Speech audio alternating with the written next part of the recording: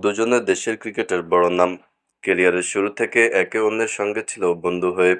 তবে সাম্প্রতিক সময়ে এসে সাকিব আল হাসান এবং তামিম ইকবালের দ্বৈরথের কথা এক বাক্যে সকলেই জানেন। মাত্রই শেষ হওয়া ভারত সিরিজে সাকিব আল হাসান ছিলেন মাঠে, আর কমেন্ট্রি বক্সে ছিলেন তামিম ইকবাল। তামিম মাঠের ক্রিকেট থেকে অবসর নেননি, অপেক্ষায় আছেন ফেরার। আর সাকিব 2 ফরম্যাট থেকে বিদায়ের ঘোষণা দিয়েছে। দেশের ক্রিকেটের এই দুই তারকা এবারের মুখোমুখি হচ্ছেন যুক্তরাষ্ট্রের ন্যাশনাল ক্রিকেট লিগের এনসিএল আয়োজনে 66 টুর্নামেন্ট খেলবেন বাংলাদেশের দুই তারকা ক্রিকেটার। বিপিএলের পর এটাই তাদের একসঙ্গে খেলা টুর্নামেন্ট। 6 দলের এই টুর্নামেন্ট 4 অক্টোবর শুরু হয়ে শেষ হবে 14 অক্টোবর। সাকিব আর তামিম দুজনে ক্লাব অবশ্য ভিন্ন ভিন্ন।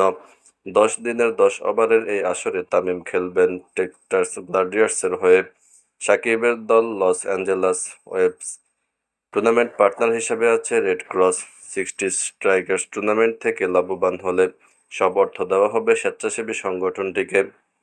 যুক্তরাষ্ট্রের স্থানীয় সময় সন্ধ্যা 7:30টায় উদ্বোধনী ম্যাচে মাঠে নামবে তামিমের দল টেক্সাস গ্লাডিয়ার্স। ইউনিভার্সিটি অফ টেক্সাস ডালাসে তারা খেলবেন ডালাস লনেস্টার্সের বিপক্ষে। পরদিন স্থানীয় সময় সকাল 10টায় সাকিবের দল লস অ্যাঞ্জেলেস ওয়েভস খেলবে নিউ ইয়র্ক লায়ন্সের বিপক্ষে। টুর্নামেন্টের সব ম্যাচই হবে একই ভেন্যুতে।